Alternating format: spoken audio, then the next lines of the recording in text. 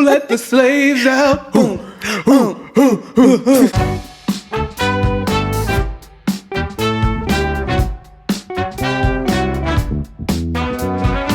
Hi, everyone. Welcome to The Empire. We like to interview everybody from pastors to actors, rappers to trappers, and everybody in between. My name's Antonio D. Miles, yes, your host, and we have another great guest for today. But before we get into this lovely person, please like the video, subscribe to the channel. We're trying to build this up. We're doing great things for the community, for the people. If you want to support, you can do our CashApp, which is $TheeEmpirePodcast. We also have PayPal, that's in the description, and all that good jazz, right? And we're here. So other than that, let's get right into our esteemed guest, writer, poet, educator, Miss Romaine Washington. Welcome to the pod. Thank you. It's good to be here. It's great to have you. How's your day been? It's been beautiful and sunny and warm in San Bernardino.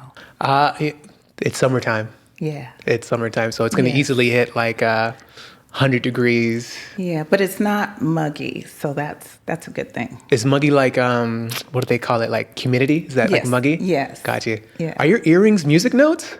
They almost look like it, huh? Yeah, they look like treble clefs. Yes, yeah. But they're not, but I'm glad you mentioned it because my loctician does this. And so every time I go, she has earrings that I get. You mentioned locks. So how long have you been growing your locks for?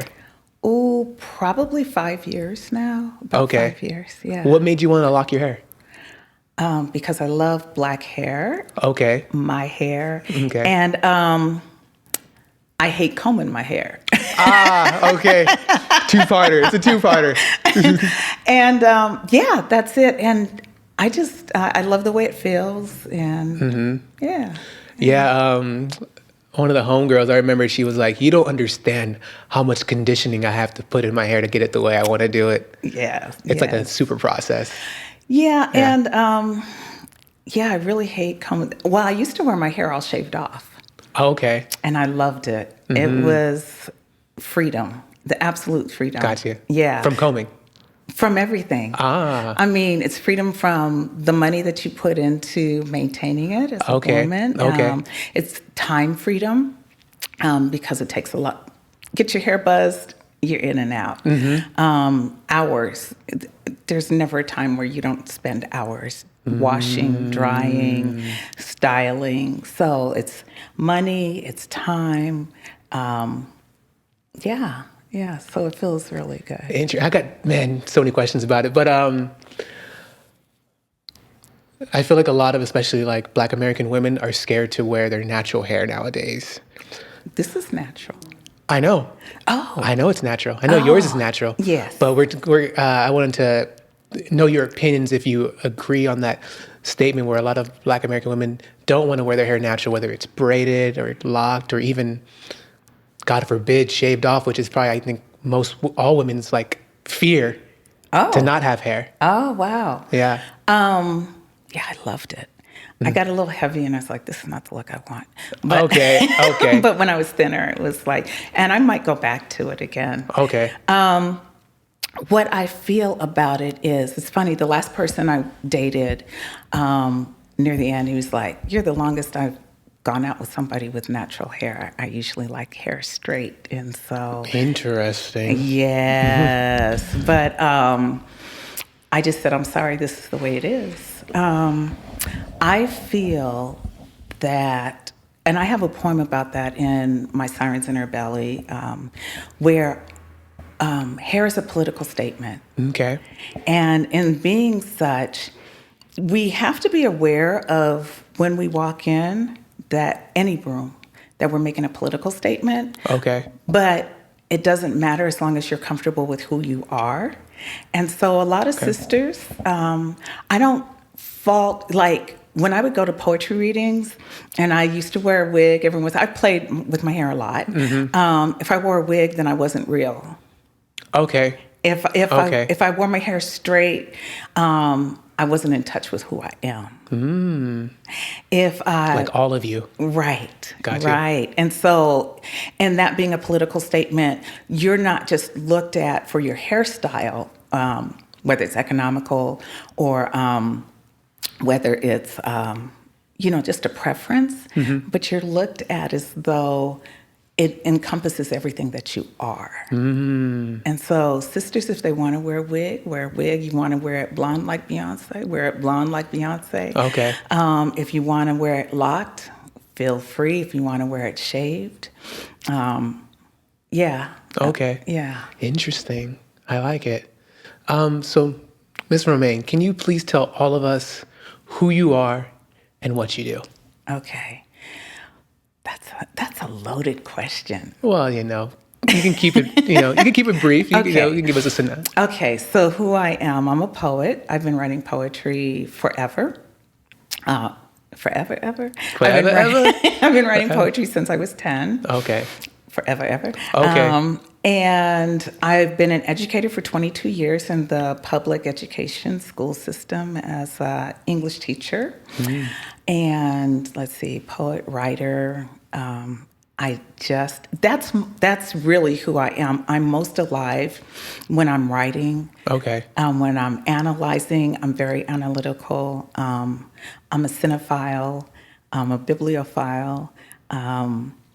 Those are what I like. Okay.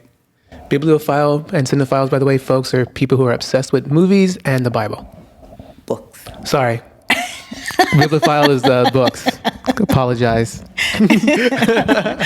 And I'm a cat lover. Meow.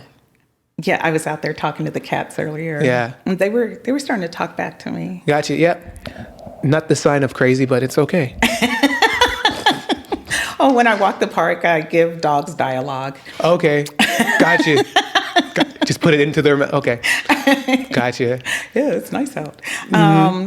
Let's see, I'm a mother. I have 2 sons. Okay. I'm just giving labels. What in particular do you want to know? I think I trust your instinct, what your instinct wanted to say. Okay. Right? Yeah. So on top of that, what's really important, I'd like to address, and you can give us the quickest synopsis you can for where you grew up, how you are, how you got to the point to where you are now. Okay. Can you tell us all about that in a kind of like a quick synopsis if you can? Quick?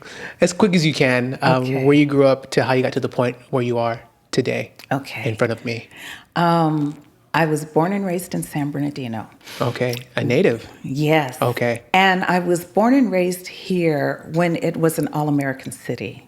Okay. And what does that mean? It means actually there is a title that all cities actually compete for. And it's based on not just what you offer, but what you're working towards. Okay. And so in 1976, San Bernardino was actually an all-American city. It was clean, crime rate was low, Norton Air Force Base was here, lawns were manicured. Very few times did you see grills on anybody's house. I could walk anywhere, anytime, night or day, fearless. Gotcha. And I did. I didn't drive till I was like in my 20s. Gotcha. Grills meaning like bars, right? On the windows? Yes. Okay. Yes. Drug addicts? Never. Gotcha. Every once in a while you would see the corner guys that would be scoping. But other than that, and things did happen. There were shootings, but they were sporadic. Gotcha. What year would you say this was about? Okay, I'm going to tell my age. 1960 all the way to 1985. I think it was really, really nice. Okay. Absolutely. It was like Mayberry RFD. Interesting. Yes. And redlining was still a thing unofficially. And so I lived in an all-black area, the Magnolia Estates, and that's what they called it. You had a lot of military people there. The lawns were green. But I was a latchkey kid. I'm adopted. My adopted dad died when I was 2. So my mom worked as an insurance agent. And back in the day, insurance agents, Golden State was the premier black insurance company. And it was sustainable because of Jim Crow and redlining. Interesting. And so Black people having insurance policies with like Mutual Omaha or Aetna or some of the companies we currently have did not exist. Wow. And so my mom was an insurance agent in the Black area of San Bernardino. Okay. So I grew up with that. She sent me to St. Anthony's when it was a private school. Is this like life insurance and stuff like that? Yeah. Okay. Yeah. Okay. So she was the lady with the golden pen. Okay. She was on her job. Okay. We had a nanny. I went to private school. She drove her little Cadillac. Uh-oh. She wore designer clothes. Boom. Blacks and Cadillacs. You can't take it away from us. There I'm telling you go. There you go. Champagne colored. Uh-oh. So I grew up with that background, but I was also latchkey. So it's like two sides of the coin. For people who may be too young to know what a latchkey is, can you please tell everybody what a latchkey kid is? Yeah, it's so interesting because it's not uncommon now, just like bars on the windows aren't uncommon now. But back in the day, it was uncommon for divorce to happen. And so a latchkey kid is just a kid where you go home. And one of my pictures, school pictures, you could actually see the little necklace with my key to the house. That's what made me start using the word again. I was like, oh my gosh, I actually have the key on. And so you would go home, your parents wouldn't be there. You had certain rules that you had to, I had certain rules that I had to follow until mom got home. Yep. And so latchkey kid is just a kid that comes home and the parents aren't there. And so you are sort of an adult during that time period, or you have free reign during that time period. Nobody allowed in the house unless I say so. Right? Yes, Locked. absolutely. Yes. And homework needed to be done, and you had all of these rules. I had all of these rules. Okay. So I was a latchkey kid, and so I had a lot of free time to daydream. Okay. And to write and to listen to Nikki Giovanni and The Last Poets and just to read. And so that was my growing up in San Bernardino experience.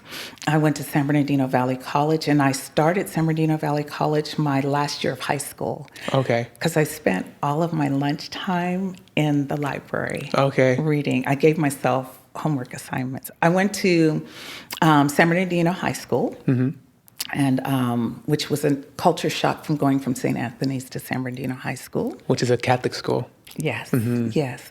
I wasn't Catholic, but this is a tidbit. Lois Carson is an icon, was an icon, and still is an icon. Even though Who is that? Lois Carson. Okay. And she was Catholic, and I'm going to tell you a little bit about how I know about Lois Carson. Okay. Yeah, inform us who she is. There is a project called The Bridges That Carried Us Over.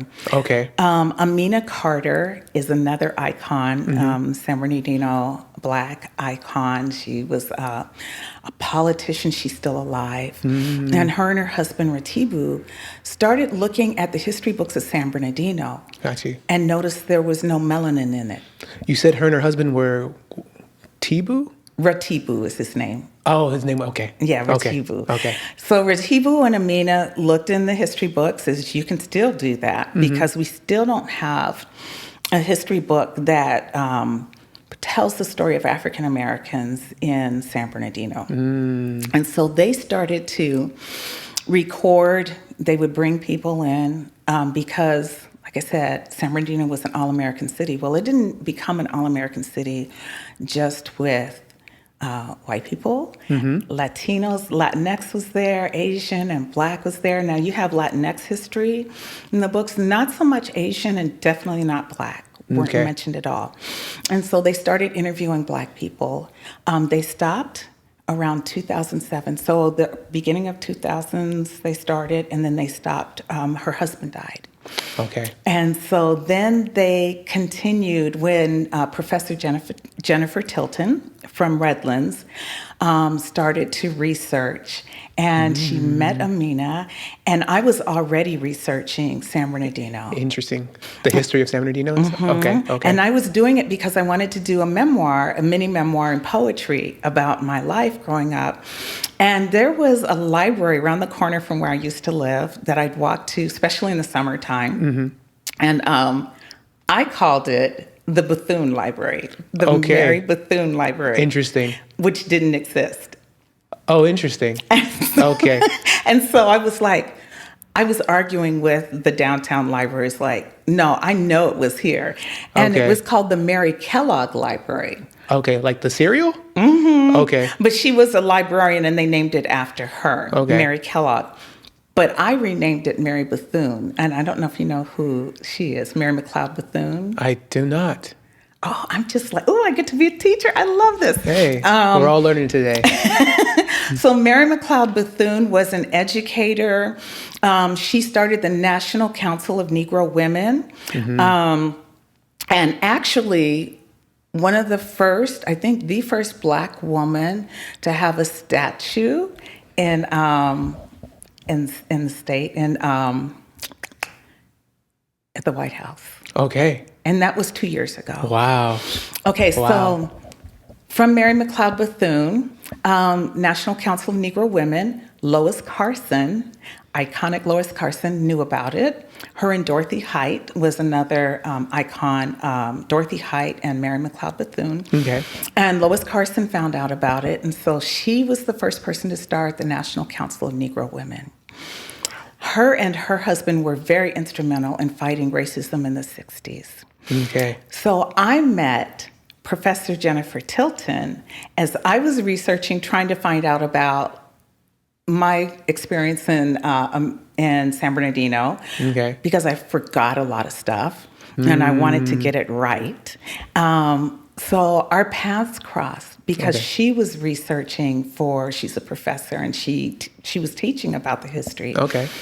And she said, "Do you want to help me?" And I was like, "Cool. Yes." And so I got to sit in when Lois Carson was being interviewed. And a week before she died. Okay. So it was just, my mom was really particular. She was like a saint to my mom and to a lot of people.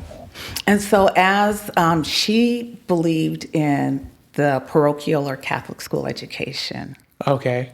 And because of that, she influenced my mom. And that's how I went to Catholic school. Got you. So they knew each other, your mom and her? Okay. Well, everybody knows Lois Carson. Okay. As a matter of fact, they just named a building after her at San Bernardino Valley College this past year. Okay. So that's she's that iconic. So my mother never went to Catholic anything. She thought the Mass was still done in Latin. But she knew that I'd get a good education because Lois Carson told her. Yes. Domine. Bless me, Father, for I have sinned. I know all of it. In Latin, though? No. No. Okay, yeah. Because they weren't doing it in Latin. Yeah. Okay. Well, continue. Latch Door Key Kid. We went on to. Yeah, I'm still telling you. Yeah, the origin story. Yeah, we got caught in the. The background. Yeah. Mm-hmm. Okay, so I'm going to do one more plug. So Bridges that carried us over. The project is still going on. Okay. They're still collecting photographs from our elders. You're 90, 100, 80s. And you have iconic photos of maybe the civil rights movement, Contact, Cal State, San Bernardino. They have it housed in the library there at Fav Library. So, interesting. Yes. So, and this is all specifically for Black Americans in San Bernardino? Yes. Wow. Yes. It's the oral history of us in San Bernardino. Okay. It's a wealth of knowledge. Okay. And it's inspiring because when you look around San Bernardino now, the whole landscape has changed. Yeah. But when you look at what we were, it's kind of like going back to, what's the name of the place in Oklahoma? Tulsa, Oklahoma. Tulsa, yeah. Yes. Black Wall Street. Yeah. And so when you go back to any point of excellence, it makes you say, we were all that, well, we can be again. Yeah. Let me listen to my elders. How did they overcome redlining and Jim Crow and all the racism that happened? And they will tell you in their oral history. Ooh. Yeah. It's so interesting that you mentioned Tulsa, right? It's the name? Yes. I heard today that the last 3 surviving members of the massacre Yes. were trying to get reparations for the massacre, and the Oklahoma judge denied it. Okay. That's what I heard. I don't know how true it is. You guys can double check, but I heard it today. But, because we are a people that have overcome, we know that a denial sometimes is just a delay, that it will come. We just keep knocking and keep knocking. So even if it might be denied today, we knock tomorrow and we just keep on. So, yeah. Okay. Well, please continue. Okay. Origin. We're trying to get to how we got to, But because I'm the age that I am, there's a journey. And so I went to San Bernardino Valley College. I was bored the whole time I was in public school. I was stunned at... It wasn't challenging. Gotcha. That's why I spent my lunchtimes in the library, because I got used to reading and working really hard. And, that's a muscle like when you lift weights and then you imagine all of a sudden you're not lifting weights anymore. And you're like, and you see your body like, wait. I felt good. I had the endorphins going, the adrenaline going. And so I wasn't lifting weights anymore and I missed it. So I'm in the library. Yeah. So digging, looking for things to work at that muscle. Yeah. I got you. And that's when I started studying Langston Hughes on my own. Okay, Mr. Langston Hughes. And I started going to, back in the day, before computers, I would go to Essence Magazine. I would see who the writers were that they recommended. And then I would go to the library. And if the books weren't in the library, I would request them so that I could read. And all I wanted to read were Black writers. Okay. Because they weren't anywhere in my education. Yeah. And I wanted to see me in writers. And so I did that in high school. Cool. So I zipped through everything, San Bernardino Valley College. I meandered, as many people do. Okay. I just like roamed around the town? No. Okay. I meandered I started off a drama major. Okay. And then I was like, I might be poor and not be able to take care of myself. So then I went to accounting. Okay. And then I thought, oh, this is not me either. It's a nightmare. Well, I was good at it because I was good at math back in the day. But I'm a poet, writer, educator. Okay. And so it wasn't... Here. Yeah. Okay. Yeah. So I was taking French and Spanish, and languages were really easy for me back then. ¿Habla español? Un poquito. Okay. And so I actually majored in French at Cal State University San Bernardino. Ah, parlez-vous français? Oui, je parle français. Oh. Oui. So, long time ago, depuis un longtemps.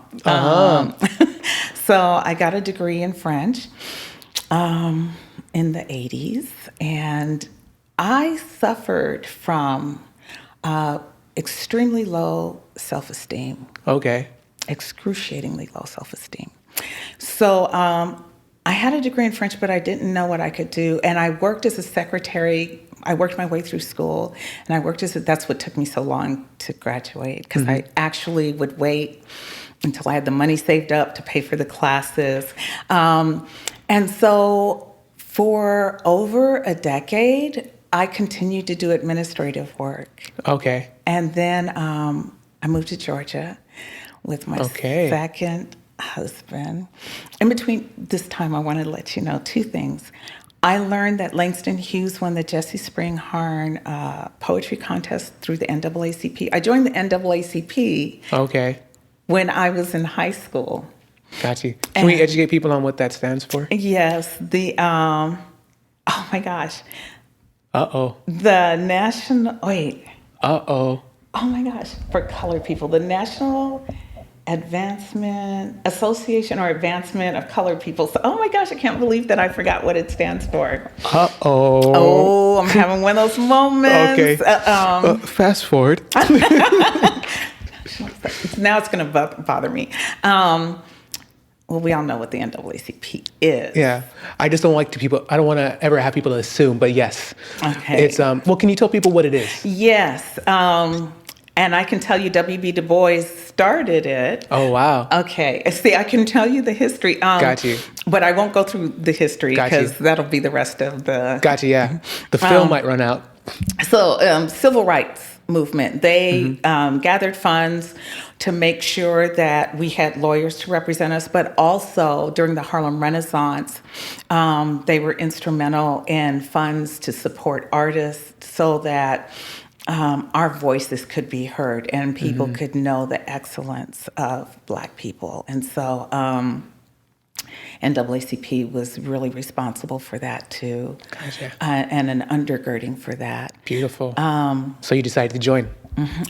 And I found out through bridges that carried us over as I'm going through the archives. My Aunt Mary was president of the NAACP at one time in San Bernardino. So anyhow, I mentioned that. I forgot why. Georgia. Oh, before I got to Georgia. So I was a runner-up for the Jessie Springhorn contest because I knew that Langston Hughes entered it. So I entered a poem in that.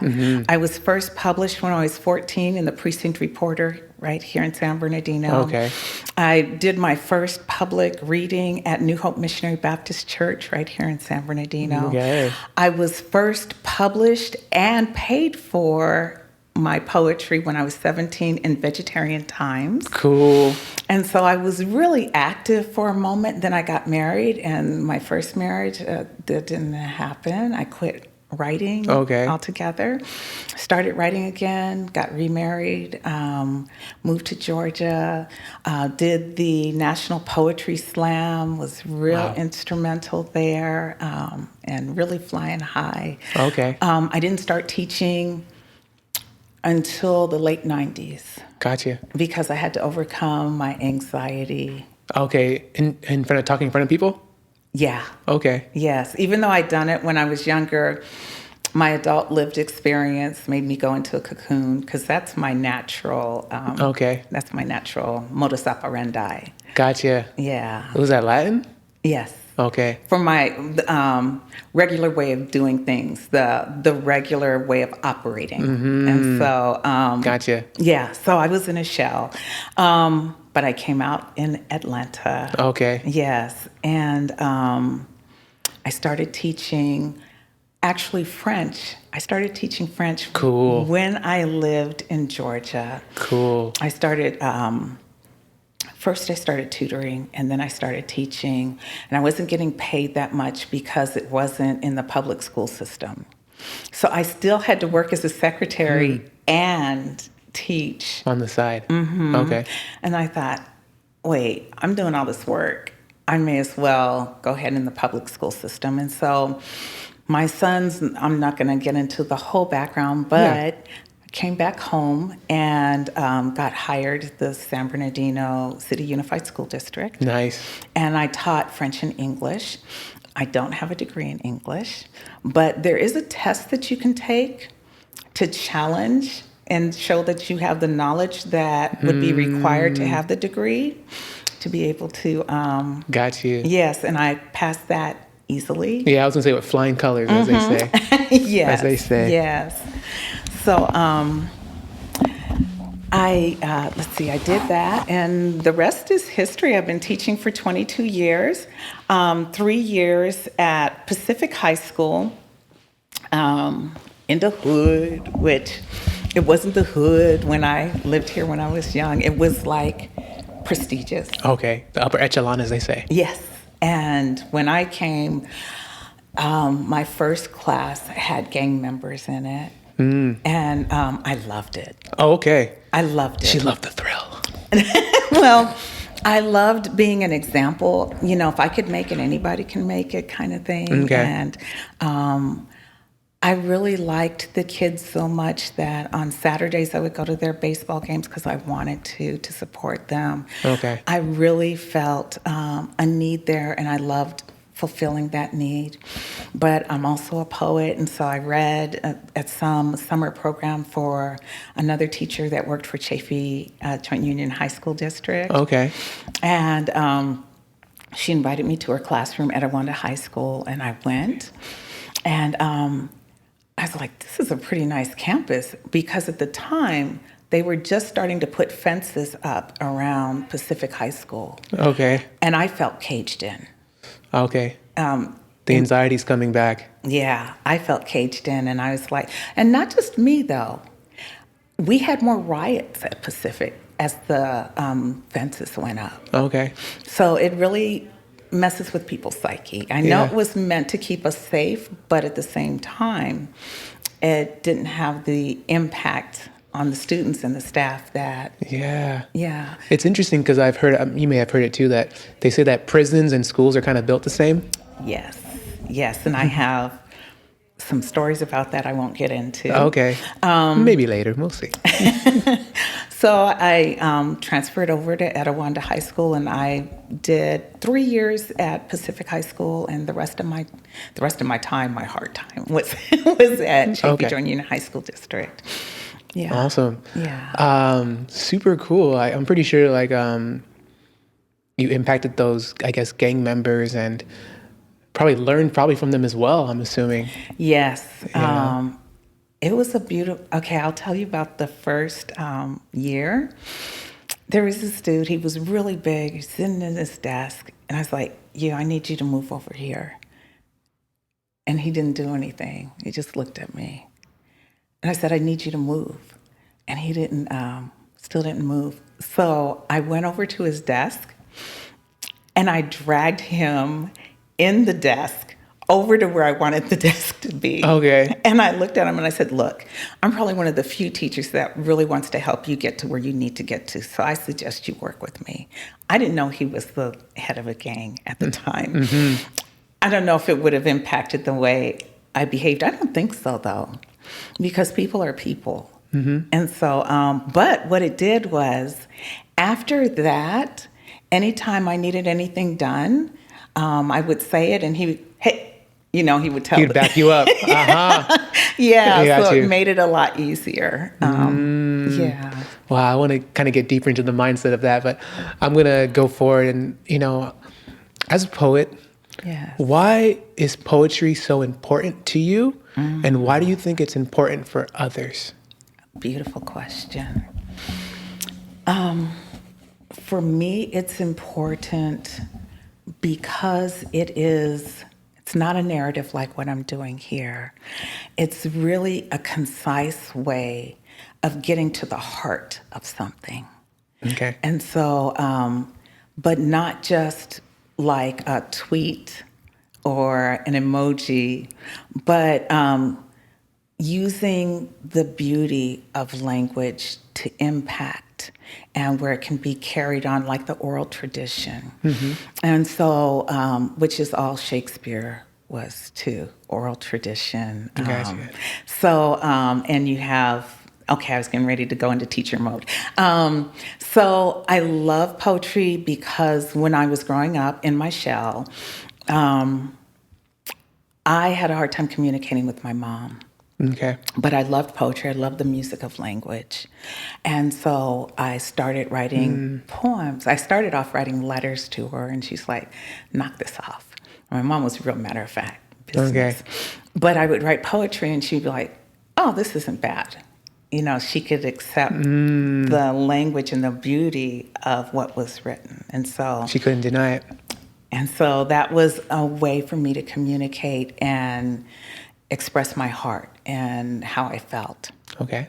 And so I know I'm not unique in that. And when you look at the background and the stories of a lot of poets, you'll find something similar along that thread. And even if you're not a poet, just being a human, we all long to be understood. Okay. And poetry is a medium that allows for that, that fosters it, that nurtures it. Ooh. And Why do you think other people should be involved in poetry? For the reasons that I just mentioned. I thought so. You mentioned Shakespeare, and immediately what I thought was, have you heard about different, I guess it's like conspiracies about Shakespeare being... Oh, yeah, he borrowed, but he was a remix master. He was as much a remix master as, what's Beyonce's husband's name? Jay-Z? Jay-Z. Okay. He was just a remix master. Okay. And if we can give props to Jay-Z, we can give props to Shakespeare for borrowing. Because even though he borrowed some of the narratives, what he did is the same thing Jay-Z did. You know, he brought with it some rhythms, some insights that hadn't been explored. Okay. So that's what makes him Shakespeare. Okay. Yeah. I've heard two different things. I've heard that Shakespeare is not just one person, he's several people. Okay. And I've also heard that Shakespeare also might have been a woman. Shakespeare, from what I was going to mention this, but I'm going to mention it now. Okay.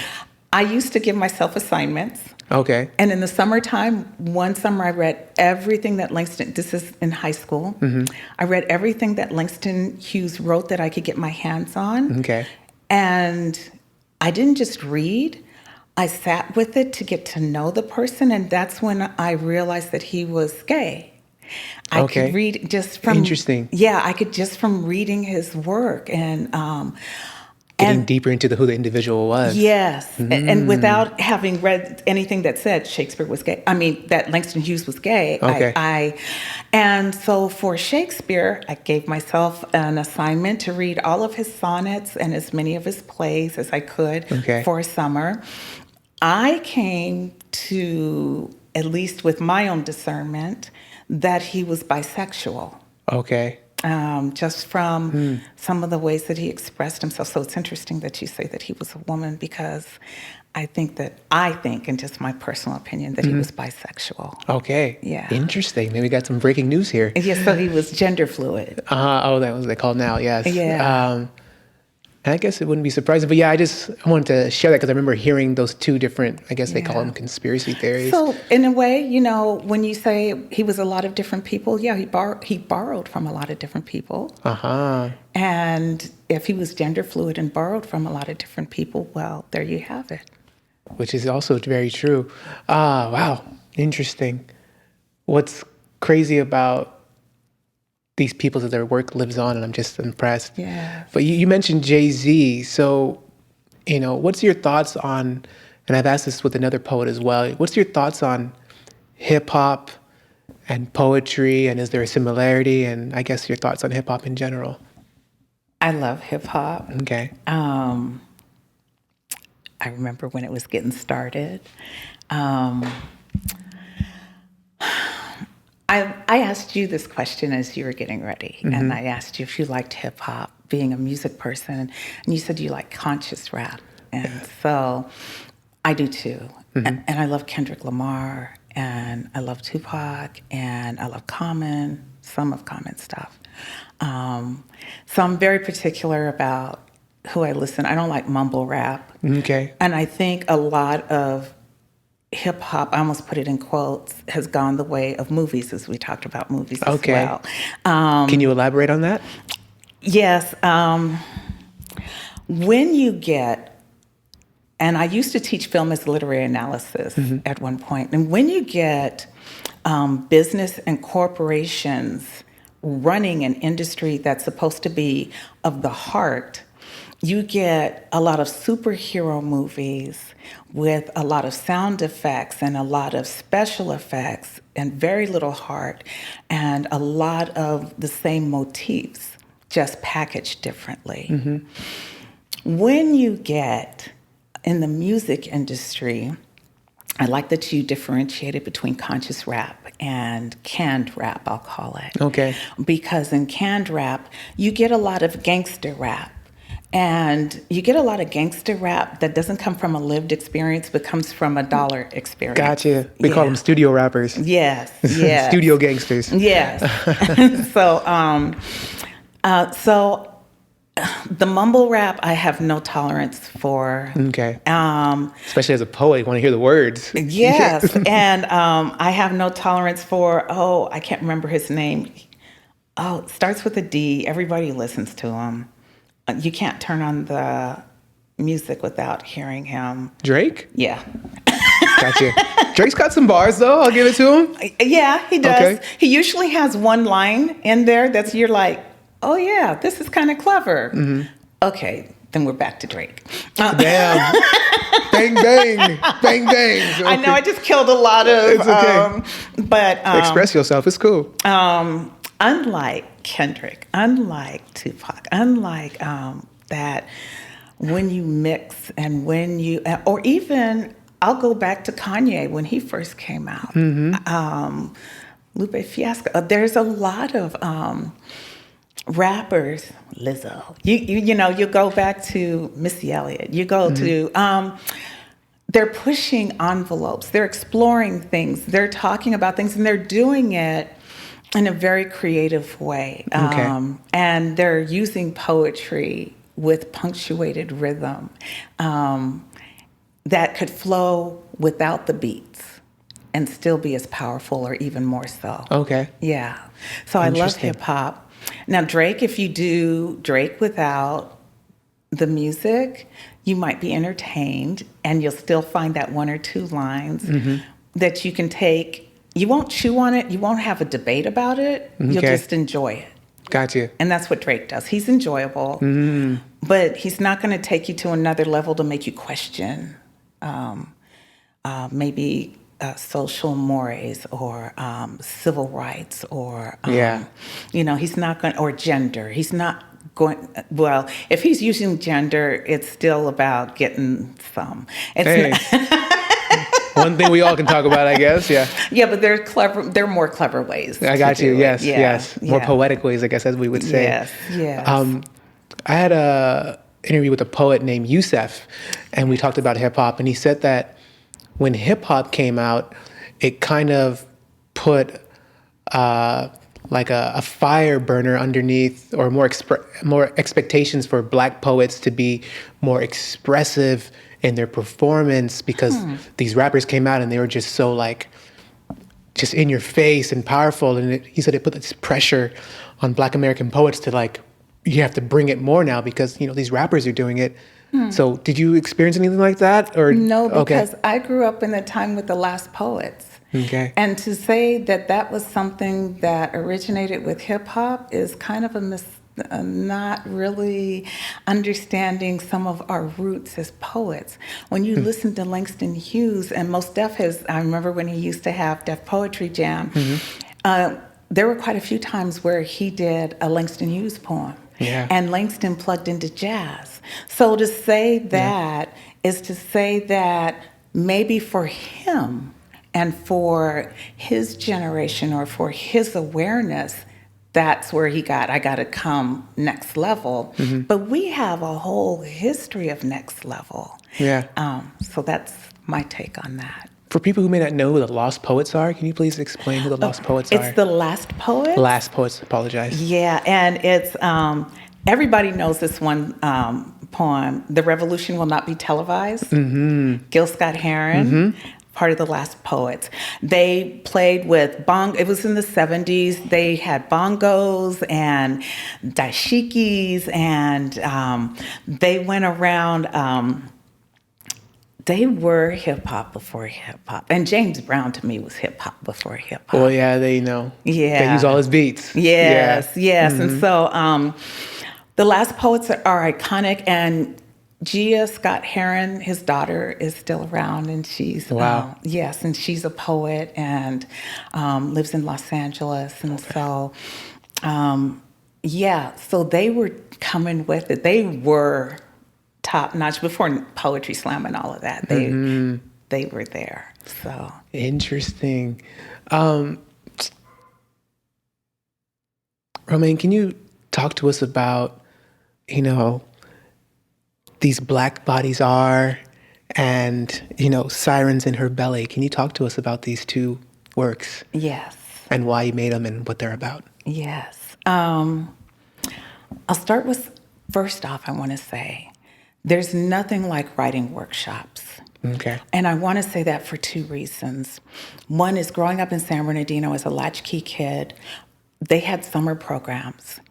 And the summer programs gave me a place to be, to express myself in writing. And I felt part of a community, even if it didn't last outside of the summer writing program. Okay. And I say that also because I was in a writing workshop when I met the publisher of Sirens in Her Belly. And she heard some of my work, and just like that teacher that said, "Oh, I want to invite you to my classroom," the publisher said, "Oh, I want you to submit a manuscript." Okay. And so I pulled my poetry together and I submitted what is now Sirens in Her Belly. And what was just blew me out of the water. So I submitted that. The publisher published it. Some editor from BET read it and put it on their must-read list for 2016. So that made me feel like, okay, I did it, and somebody that I don't know, read it and said, this is worth reading for everybody. So that felt very validating as a writer. Yes. So that was Sirens in Her Belly. And, from that, so I wrote about what I knew. I wrote about spousal abuse. One of my exes was abusive. And I wrote about racism. I wrote about Rodney King. I wrote about a lot of the injustices that we see. And so one of the teachers that I worked with said, "I want to teach your book." Oh, wow. And I was like, okay. And I was like, I got to give her the tools to teach it with the standards. Okay. So I just didn't want it to be in the classroom.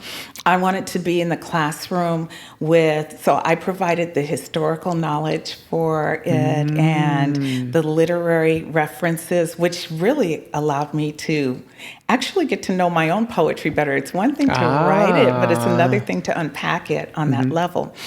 So I had this whole, there were 4 different units that I created from my book. And she taught it year after year after year. And I just went to Montclair. Another teacher was using it. And I read from that and talked to the students about, there's a mental health unit. There's a unit on social justice, on dating and boundaries that goes along with the spousal abuse thing. And I know, and one on beauty. When I talked about the hair, there's a few poems about hair. When I used to get my hair buzzed, I have a poem about that. Okay. So there were 4 units in there, and I developed them with quizzes and the whole 9, as though I was going to teach it. Although I've never taught it, because I thought it'd be a bit much for me teaching my own. But other teachers have used it and taught it, and every once in a while, I pulled it down off my website again, because in 2016, every once in a while I'll update it when I'm thinking, they don't want, and then I'll get an email, "Where's that unit that you," and I'll put it back up. I'm like, okay, people are using it. So that was Sirens in Her Belly. It's almost like Shakespeare saying, you know what, I'm going to take down Othello, or I'm going to take down Romeo and Juliet. You should look at it that way. I'm not going to go there. Okay, sorry. Yeah, I wouldn't put myself on that level. I was just kind of referring to I'm assuming the reason why you said I'm going to take it down because it's old. Yeah. But art lives on. This is true.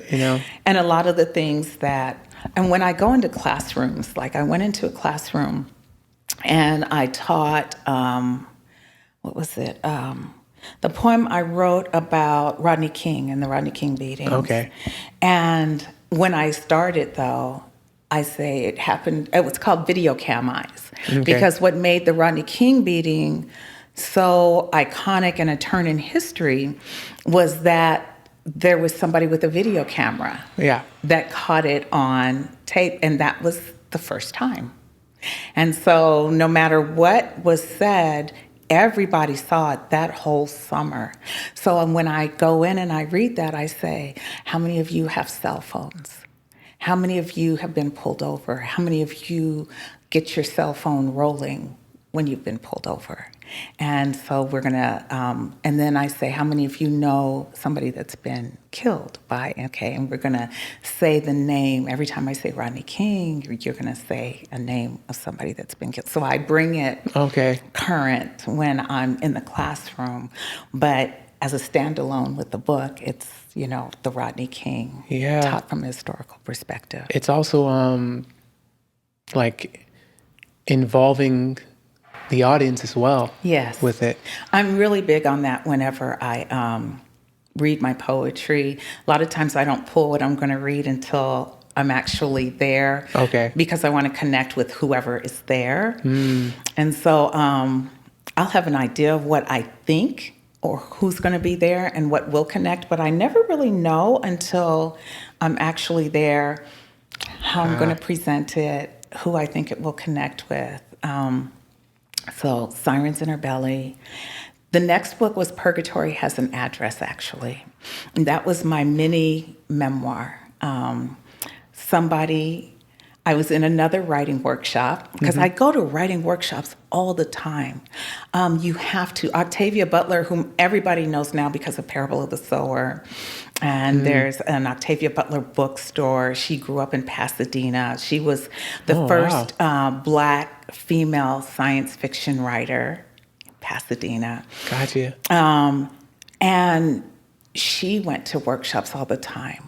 That's how she went from writing her short stories to writing her sci-fi novels. And she called it Positive Obsession. She wrote an essay called Positive Obsession, where you're constantly learning on growing your craft. You're going to writers' retreats. You're going to workshops. So I was in another workshop. And at the end of the workshop, she said, I'm going to refer you to a publisher. And so there was a publisher that said, send us a manuscript. And so I was in the process of writing my mini memoir because my adopted mom had died and I had a small family. And I didn't have anyone to connect with because I came from a closed adoption, so I didn't know who my birth parents were. So I started writing poems about who was my mom and my birth mom. And I came to realize that San Bernardino was as much my brother, sister, mother, uncle, the city itself. Was the family. Yes. Yes. So I started writing about family, and then it went on to write about San Bernardino.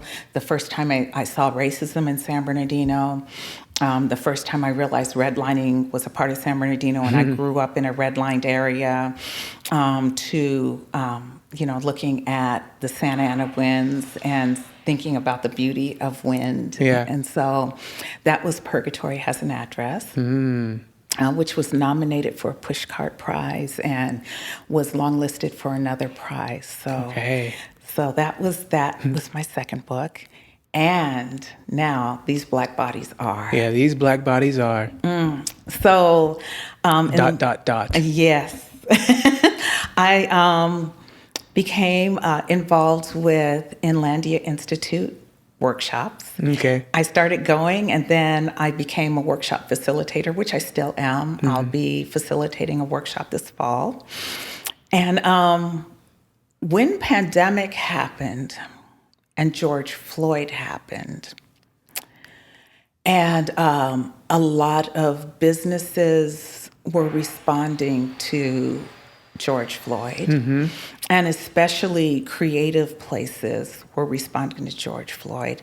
Inlandia Institute responded to George Floyd, and Blacklandia was formed from that. It's a group of Black creatives, and we help put on programming that highlight Black creatives. And the executive director asked me, would I like to do a Black Lives Matters anthology? And I was like, yeah, because that was one of my dreams. I never told anybody, but there it was. And so I didn't know what I wanted to be exactly, but I did know what I didn't want it to be. And I didn't want it to be a lot of angry poems. Okay. And I didn't want it to be a lot of victim poems. Okay. Even though there are reasons to be angry. The man's holding me down. Well, I won't say that. Okay. Because that becomes cartoonish, and actually it's a reality. But when you have a work of 300 pages where it's repeatedly talked about police brutality or the random shootings or the microaggressions, and it becomes an oppression within itself. Mm-hmm. And so an oppression for the reader. And actually, it becomes victim porn for those that would do those kind of acts. I think it becomes empowering for them. Interesting. Victim porn. That's the first time I've heard that term. Yeah, where, if you are you look at S&M, and if you're the person that enjoys inflicting pain, Yeah. and you're reading poems by people who are experiencing that pain, Yeah. and incites you to want to do more. Yeah. So, Like a turn on. I got yes, you. I got you. Yes. Got you. You're like feeding the beast. Yes. So I didn't want it to be just that note. Mm-hmm. The same time, I didn't want it to be, we are all kings and queens from Africa. Okay. Even though. Wow. Like two spectrums too. I like that. Yeah. Yeah. Even though we are, just like we can, are victims in a system that's meant to do certain things, we are all also from Africa, and somewhere when you do that Ancestry.com thing, you'll find somebody somewhere who was the king or queen of something. Yeah. Usually I would have, I just found out that I was, my family's from the Duchess of England, Yeah. Yes. So, I just found out that, I'm the daughter of the king from Zimbabwe, or, Okay. So okay. I didn't want it to be all of that either. I wanted it to shape itself. So I just called it, I was like, I'm going to call it the Black Experience Anthology. Okay. And you just send in your poems, and the only requirement is that you had to be African American. Okay. Or you had to be Black, because I actually have work in there from Indigenous people from Canada. There's work in there from somebody in the islands. Okay. And so you just had to be Black. Okay. Part of the Black experience. You could write about anything that you wanted to write about. Gotcha. And I figured from that it would be an organic anthology, which would be part of the Black experience, to say that we matter. Mm-hmm. We matter as whole human beings. And so there's 8 different sections in the book. There's mental health. There's a section on bearing witness, civil rights. But there's also a section on broken homes and love and hope and death. So there's all these sections. I group them together, because that's what teachers do when we plan our units, I was like, okay, this all goes here, this all goes there. And so it shaped itself, and these Black bodies are all of these things and more. And I took that also from Ta-Nehisi Coates' now I'm forgetting the name of his book, which was a little memoir. Well, I won't say little, but short, in length and pages, where he talks about Black bodies are always acted upon. And they are. We are. So these Black bodies are presenting themselves to you so that you can see our Black experience.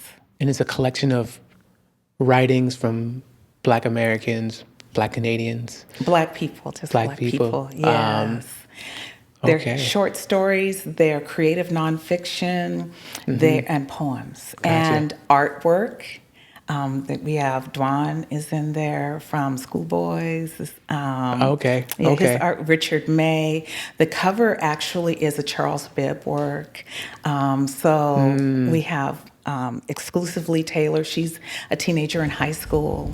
And I did a neighborhood writing workshop, and I went back to the first place where I presented the first place I did a verbal presentation, which was New Hope Missionary Baptist Church, and did writing workshops with them. So some of the writing is from New Hope Missionary Baptist Church workshops and some other community workshops.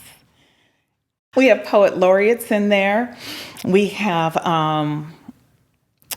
people that have been honing their craft for decades are in there, that are award-winning writers are in there, as well as first-time writers from the workshops that are telling their stories, and some of them very specific to San Bernardino. So I wanted to get a breath, not just like the Harlem Renaissance to say this is all of our excellence, but it is all of our excellence, but some is emerging and some is have been a lived experience of excellence. So we have a breath. Number one, thank you for doing a project like that, to wanting to bring so many different people together. Thank you for that concept and doing it. I know it was easier said than done. It was. I worked a whole year on it, and I did it by myself. Yeah. I had free reign. They said, do whatever you want to do, however you want to do it. So I edited, I did everything by myself. Yeah. So. Which was, and guess what? I'd never done that before. Yeah. It's probably a good experience. It was a wonderful experience. Yeah. I loved every single moment of it. There was not a moment where I was just like, I can't stand. I was doing it nonstop. It was my baby. I loved it as much as putting together Sirens in Your Belly or Purgatory as an address. Ms. Romaine, well, who are your favorite artists, poets, writers? Oh, I knew you were going to ask me that. And I wrote all of this down beforehand because I know my memory. And so... dun, dun, dun. Yes. So different writers for different things. Okay. And I'm going to start off by saying that a lot of people, our go-to is Patricia Smith. Okay. Oh, she's phenomenal. But one of the things that she did, she mastered the craft of writing in form, which some people can't do, and she does it exquisitely. But for me, and I love her. Can you elaborate a little bit for people who might not know what form is? Yeah. Writing in form would be like writing a sonnet, like Shakespeare's sonnets, where it's a certain formula that you have to use, like, okay, I'm going to pretend like I'm teaching. Okay. And for Shakespeare sonnets, it's iambic pentameter, which is the rhythm, da-da, da-da, da-da, da-da, da-da. Okay. Da-da. And so you have to have that rhythm, and then the rhyme scheme is A, B, C, D, C, D, E, F, G, G. That's how I used to teach it. Interesting. And so that's the end of the line. So you would actually give an alphabet to each rhyming word. So A and A would rhyme, B and B would rhyme, and then you go to C, D, C, D. And so there's a particular format for writing a sonnet. There's a particular format for writing a sestina, and there's all kinds of forms out there. Okay. And some people even invented their own form. Gotcha. With rules. But it means that you have to have rules and you have to adhere to it. So not only are you truth-telling and writing a heart experience, but you're also doing it in form. In guidelines. Yes. Got you. Yes. A haiku's a form too, right? Yes, it is. Okay. Yes. So she is queen of that. So I enjoy her. I'm in awe of her writing. Okay. But I'm also in awe of, and so blessed, Natalie Graham, who is the Poet Laureate of Orange County. Oh, wow. She submitted, she's in there. Nakia Cheney, who was the Literary Laureate for Inlandia. She's in there. You have James Coates is in there. You have, there's a writer, Peter Harris, who is the poet laureate of Altadena is in there. You have Andre Wilson, whom I never met before, but he submitted his work, and his work won awards. And Wow. so, you have award-winning writers in there, and you have emerging writers in there as well. And I forgot my favorite writer. So some of the people that I mentioned are in the book. Okay. That are some of my favorites. I've mentioned Langston before, James Baldwin. Okay. My all-time go-to poet. I always have one. Could you tell that Langston Hughes? I'm sorry, James Baldwin was also gay and through his writings? Could you tell by his writings? He was gay, by the way, right? Yes. Okay. I'm like, I don't want to get that incorrect. Yes, as a matter of fact, it was not hidden. It was not Giovanni's. Yes. It was not hidden. Okay. And so, he is so. Have you ever heard him speak? Of course. Okay. Yes. For those of you who may not have, go to YouTube, pull up James Baldwin. He's just stellar. Mm-hmm.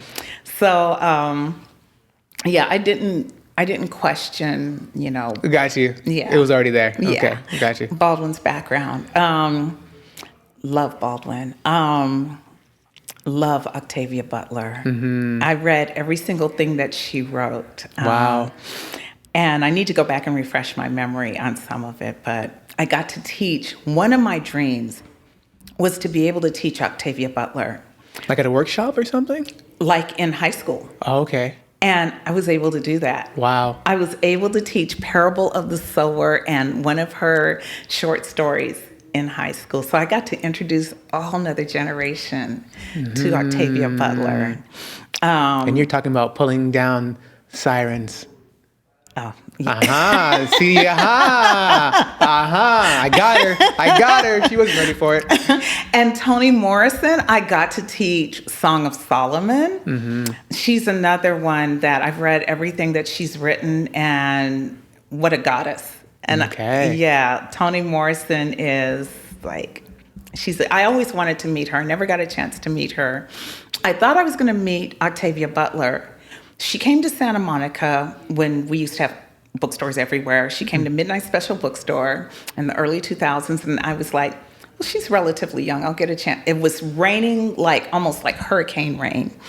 I was going to drive in it anyhow, but I was trying to use my common sense, and I was like, she'll be around, and she died before I got to go.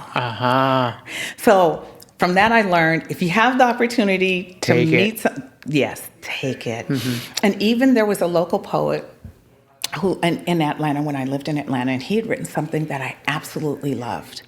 And I asked him to read this poem. We were recording in a studio somewhere. And he's like, I got you next time. There was no next time. He got shot. Mm. And so from that, I learned if somebody makes a request, to honor it. So, can you please tell the audience those two things that you just told us right now regarding if you have opportunity, take it? Yes. Yes. And if you're asked to do something, to honor it. Because our expectation is that there's going to be a tomorrow and a next time. And, they say, you never know. But when you've lived the you never know, then you're like, this is what it means. You never know if they're going to be around. You never know if you're going to be around. It's not just a talk. Yeah, right. It's actual fact. Yes. So I never got to hear him do the poem that I wanted to hear him do. So, speaking of poems, Romaine, is there any poems that you can recite for us? That's any of yours? Oh, you're not right. See, I almost went to go get my books because, as you can tell, my memory is just like. Okay. Let's see. Put her on blast. She wasn't ready. I have one poem that I know off by heart. Okay, let's do it if you don't mind sharing with us. Okay, but before I do that, yes. I was talking about my favorite, Audre Lorde. There's a poem that she's written that at least once a month I pull out and walk around the house and recite. Wow. And I not by heart because I have a horrible memory, but I read it. And I'll just walk around the house and read it. Okay. It's so empowering. It's called Litany for Survival. Wow. And in it, the reason why I love it is because she mentions two things. We were never meant to survive. That's the refrain. Okay. We were never meant to survive through everything, all our fears. And the last thing, when you have a chance to say something, say it. That's the bottom line. Okay. Because I like that. because the whole thing is dealing with fear. We're afraid of this. We're afraid that when we go to bed that the sun may not rise. We're afraid of, so the litany is all of our fears. And we're afraid because we weren't meant to survive. But if you have a choice to use your voice or not, you're going to be afraid either way. And if you're afraid of not being understood, it's okay if you're not understood. You have to speak your truth. I love it. Yeah, so that's Litany for Survival by Audre Lorde is right now my go-to salve, my balm in Gilead. Okay. Yeah, and Gilead is, I'm speaking metaphorically. So Gilead is where you are in life or any challenges that you might be struggling with. That's your Gilead, and your balm is your medicine. Gotcha. So that's my medicine in Gilead. Definitely. Yeah. It's like the battery in your back. There you go. I got you. Okay. So, yes. can you bless us with a poem of yours? Yeah, I can. I knew I should have got my book. Poets, poets, poets. We too be jazz musicians. Sassafras and rhythm, improvising life. And blowing, we too be rubato blue. Satchmo feeling, Coltrane reeling, lovers. And syncopation, heavy downbeat, 6/8 time, waiting, tempo up, breathing breezy, easy, free we be, free we be, free we be jazz. Awesome. What's the title of that poem? Jazz. Jazz. Awesome. Syncopation. Yeah. Satchmo. Louis Armstrong, for those who may not know. Yes. The man who invented swing, actually. Yeah. Thank you for sharing that. Super cool. Super cool.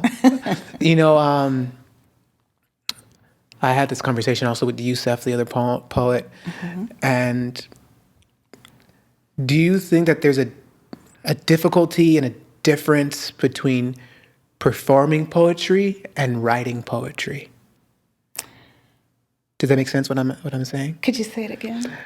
Is there a difference in performing poetry and writing poetry? Yes and no. Gotcha. I remember when I was at Montclair and somebody was asking me about spousal abuse. And as I was talking, it kind of went into a flow, and they weren't recording it at the time. I was like, dang, I could have gotten that and written it down because it was a flow, but it had poignant parts in there, and it would have been a good written poem too. I've seen performance poetry that's only good when it's performed.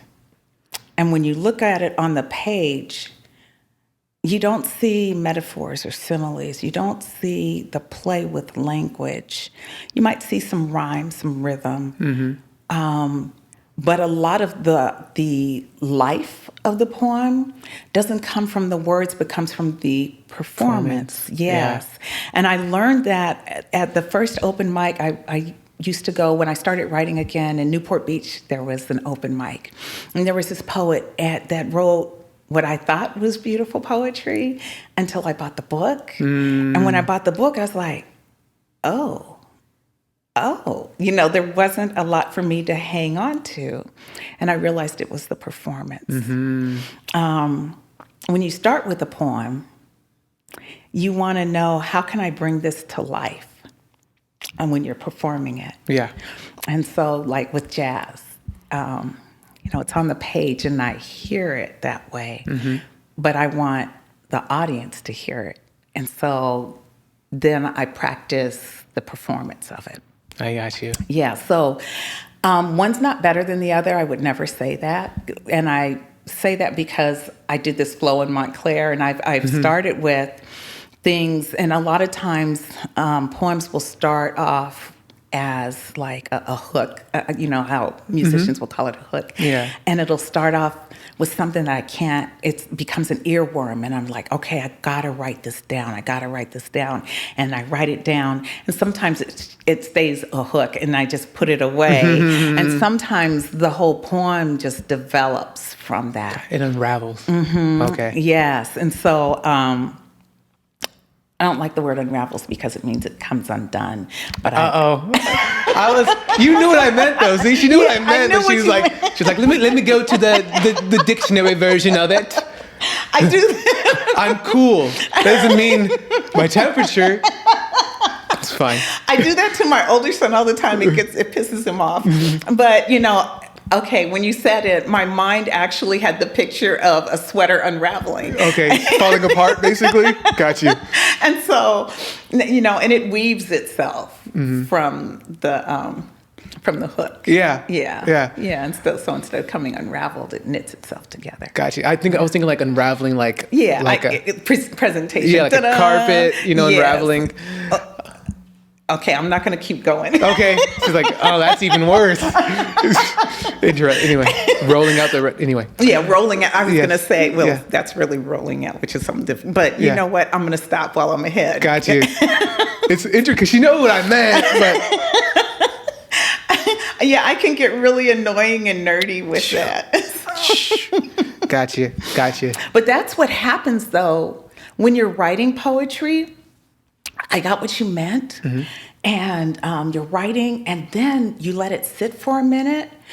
Well, I let it sit for a minute, and then I go back and I say, is this the word that I want? Is this the right word? Is there a word that could say it or capture it a little better? Let me sit and think on that. How can I spool this differently? Yeah. And when you're performing or you're just spitting a rhyme, you're not going, wait, does this do, you're trying to just pull together some cleverness, and you're just flowing with it. And, okay. And both things have a flow. But when you can sit and really focus on the meter, does this sound right? How many times do I need to say this? Is this word right? And then you take that and then you say, okay, now I'm going to present it.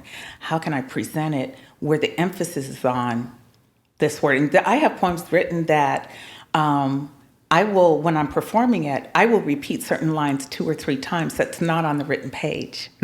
Because on the written page, I need to be concise. But in the performance, I need for you to hear and really grab what I'm saying. Gotcha. So, yeah. For me personally, I like to hear the original authors express what they wrote down on page.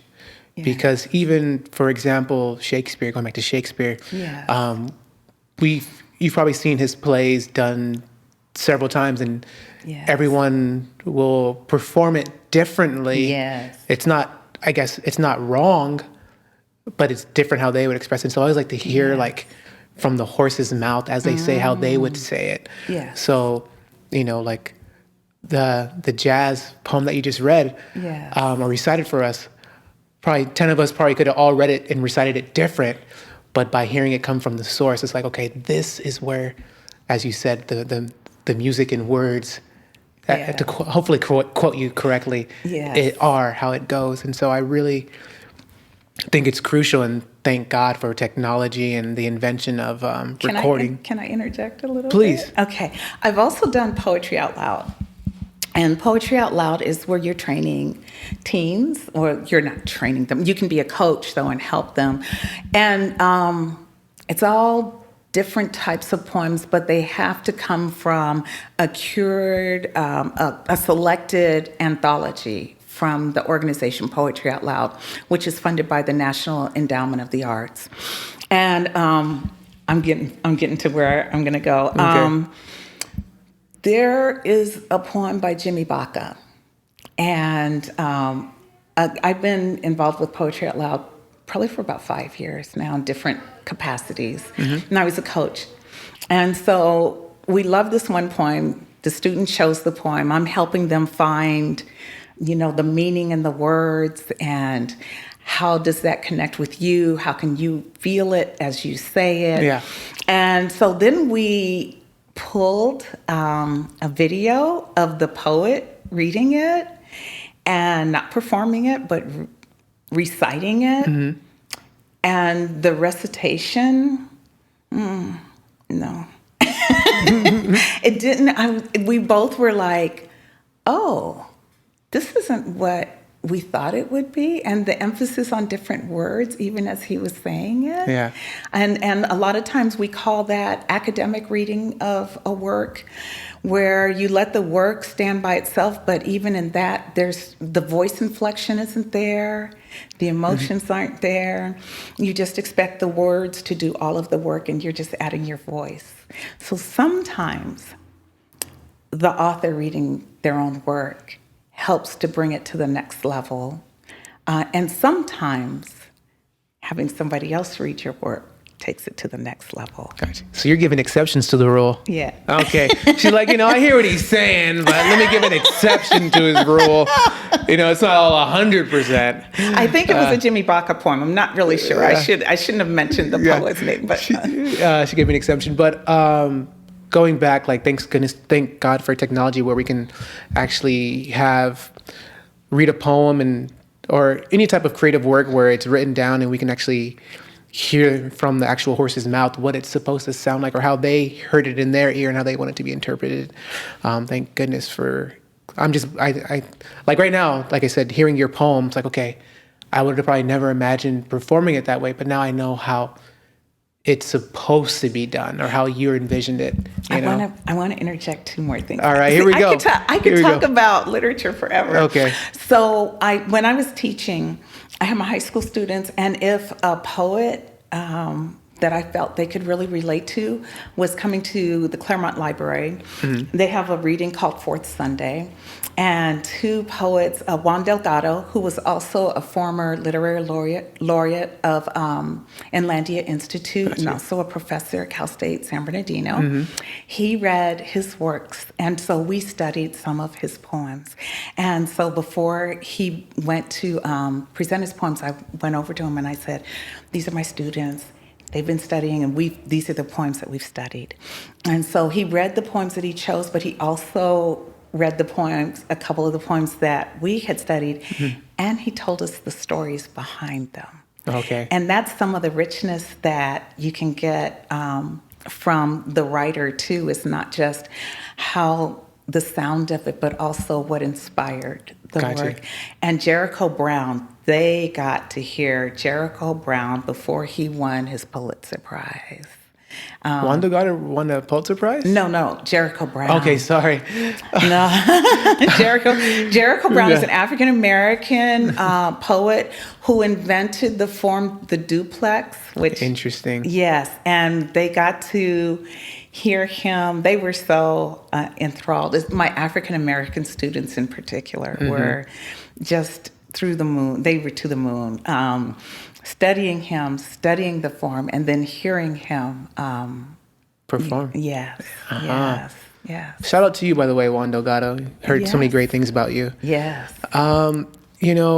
You, correct me if I'm wrong, but from things that I've seen that you have, and I think you even mentioned earlier, your support for the Indigenous people.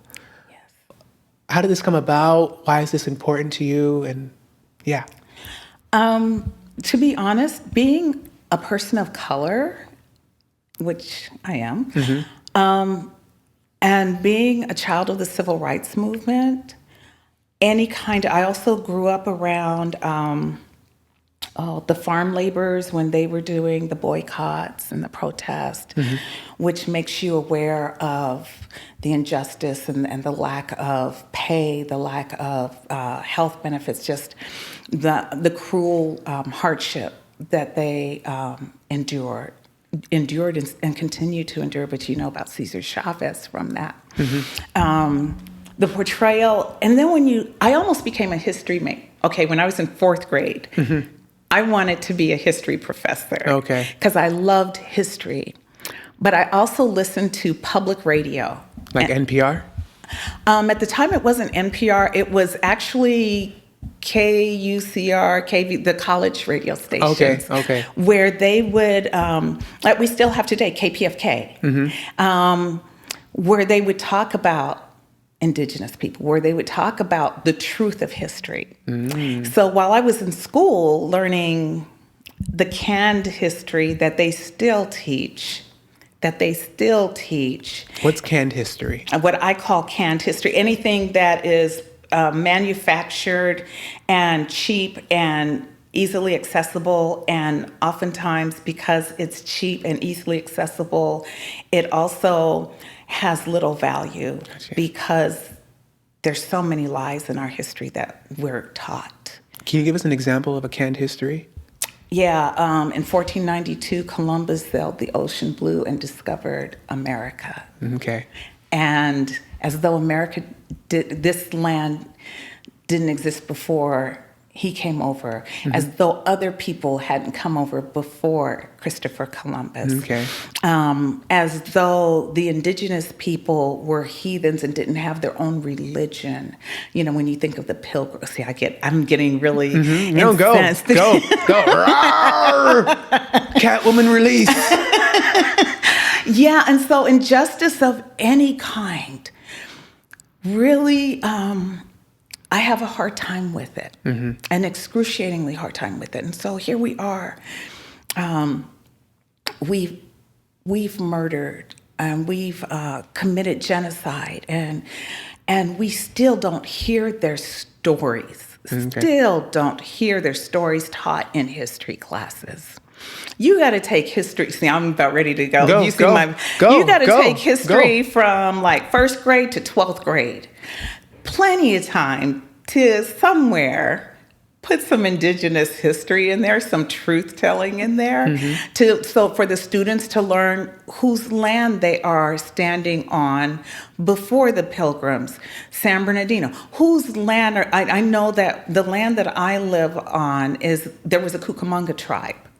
And so Rancho Cucamonga came from that tribe, but there's different tribes of the land, and why not at least pay homage to them? And why not, because we talk about reparations for Blacks, why not at least, there's a lot of organizations that are helping Indigenous people that are Indigenous, give of your funds, because after all, we benefit from the land that was theirs. And so, I have, but as I say this, if you have not watched Res Dogs, please watch it. It's on Hulu. It was written by Indigenous people and has Indigenous actors in it. Yep. Three Pines is another excellent one that really deals with the tragedy that we've recently have learned about, even though it's a century old, the trauma and the death of Indigenous women. So Three Pines deals with that, Res Dogs also. When you talk about supporting Indigenous people, it's not only giving and charity, but it's also learning from excellence. So you've got Res Dogs, you've got different literature, and I'm trying to remember the name of the writer. I've read like 4, and I can't think of them now. But yeah. You know, when you mentioned the Cucamonga tribes and the names, it reminds me of, well, whenever there's a local neighboring city called Redlands, and I always call it Land of the Reds. Yeah. Because that's probably where the origin of the name probably comes from, the Land of the Reds. And I have a hard time with that. Well, I didn't call them red people. No. Well, right? This is what I think, and this is me being literal. Okay. It's not the black, red, yellow. My thing is, when I think of red, I think of blood. And when I think of blood, I think of what we did to the Indigenous people. So when I think of red lands, I think of the people that were probably killed. Probably more than likely. Yeah. That brings me to another thing that I wanted to talk about. And you've been in San Bernardino majority of your life. Yes. When I first came here, people talked about the Orange Show curse. Oh.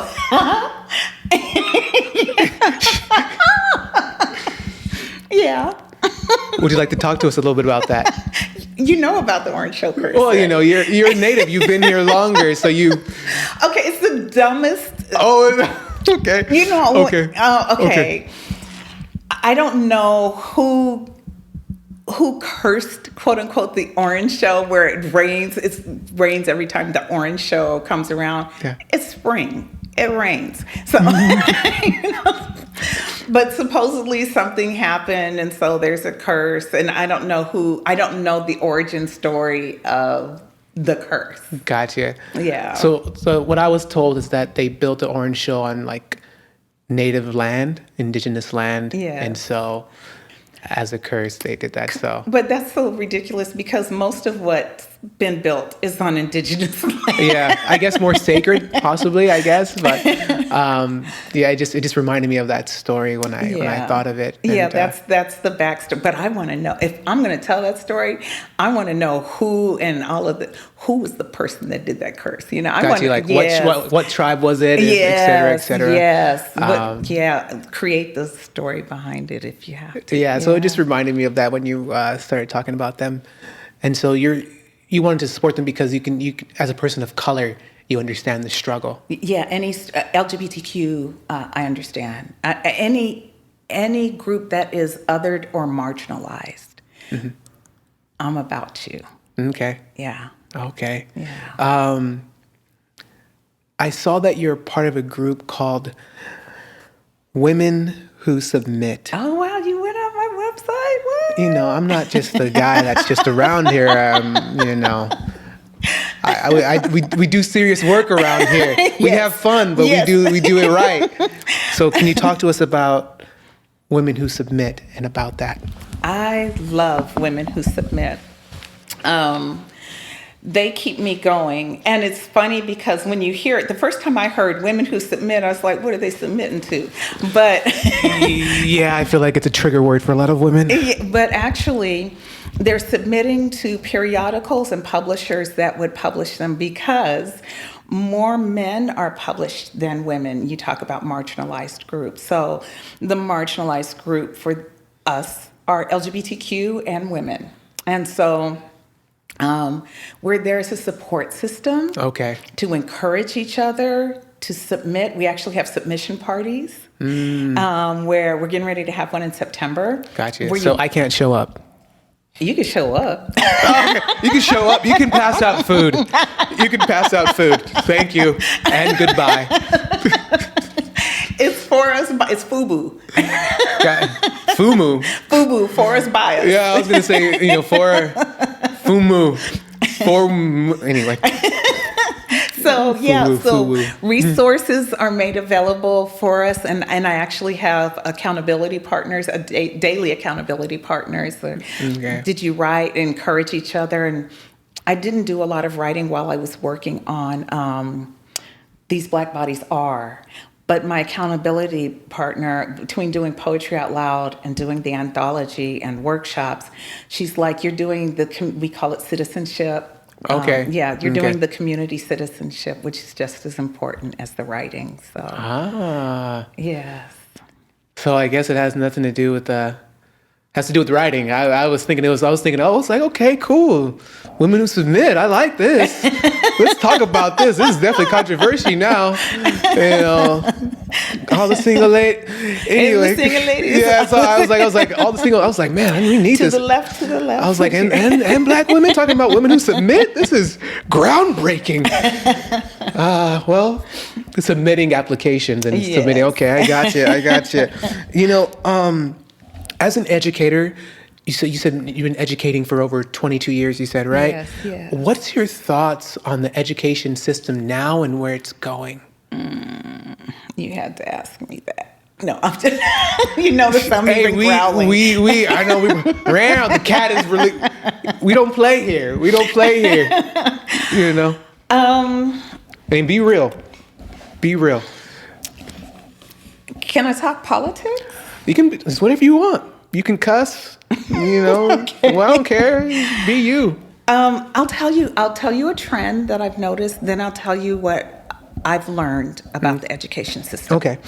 The trend that I noticed is when Bush was in office, President Bush, I had students same district, who enjoyed being dumb and playing dumb. Okay. Like, one example was we were talking about immigration. We were talking about undocumented workers coming over, and one girl raised her hand and she was like, I don't see what the big deal is. I mean, they could just rent a boat and come over, you know.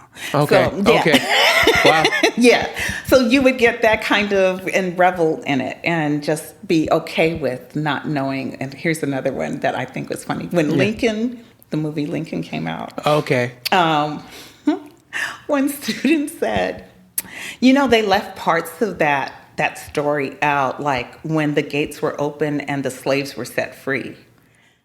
Oh. Right? Gotcha. Like cattle. Yeah. Who let the slaves out? Okay. All right. And so I'm not talking about fifth graders. Yeah. I'm not talking about even seventh graders. Yeah. I'm talking about 9th through 12th. Got you. Getting ready to vote. Yeah. So something's wrong somewhere. Mm-hmm. But while Bush was in office, it was fun and funny to do. It was really frustrating. Mm-hmm. And you couldn't analyze. I used to teach AP rhetoric. Okay. Analyzing his speeches for rhetoric was like, it was horrible. Wow. But at least he had speeches. Okay. Okay. Bittersweet, I guess. Well, when we fast forward to Trump. Okay. Where you had tweets. And it's kind of like a speech, right? Just like a... Well, actually, we were told not to mention... First, okay, I'm going to go to Obama. Okay. Barack Hussein? Yes, because when he... Look at me, I'm just like, I know. His speeches were exquisite. Before he even became president, when he delivered that first speech at the Democratic National Convention, that night, I printed it out. Oh. Yeah. Just be in front of it. Yeah. That night, I printed it out, and I taught it the next day for the rhetoric in it. Wow. Yeah, it was just that wonderful. And so we studied like 5 or 6 of his speeches throughout his presidency. And all of a sudden, I didn't hear really stupid comments anymore, like the silly comments I was hearing before. Uh-huh. And there was more of an interest in rhetoric. And I could teach. And it got so good, I could not only teach what the president was saying, but even his detractors. I could look at speeches that they were presenting, and we could look for the fallacies in those. And we could talk about what worked and what didn't work, and if there was some truth in it. And we could have actual intelligent conversations, pro and con. Okay. Which was beautiful. Those were the golden years. This is like critical thinking you're bringing to this. Yes, okay. For 8 years. It was really, Ta-Nehisi Coates wrote a book called We Were 8 Years in Power. So for 8 years, it was really wonderful. I could teach rhetoric, no fear of, even when I taught things that were counter what a Republican might stand for. Okay. I would say, we're not going to look at whether it's right or wrong. We're going to look at the presentation of what is the speech is saying. Okay. And is it enough to sway you, just the words and Gotcha. how it's being presented? And I could do that. And I had students that would raise their hand and say, this goes against what my dad says. And I said, it's okay. It can go against what your dad says. How is it saying it, though? Mm-hmm. And so I could actually do that during that golden period. Then we had our last president before Biden. She won't even say his name. Jeez. Okay, we had Donald Trump. It's like, wait, who was that? So, and what happened when Trump became president is, if I tried to analyze, and I wouldn't even analyze, I would teach them about rhetoric.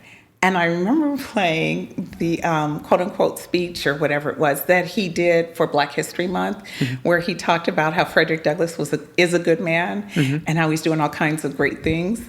Like still alive type of thing? Right. Okay. Those were the verbs. He used present tense verbs. Gotcha. Okay. And so I had students that were laughing about it because it's laughable. I didn't laugh. I kept a straight face, but I had to meet with parents over that. Parents over sharing that speech? Mm-hmm.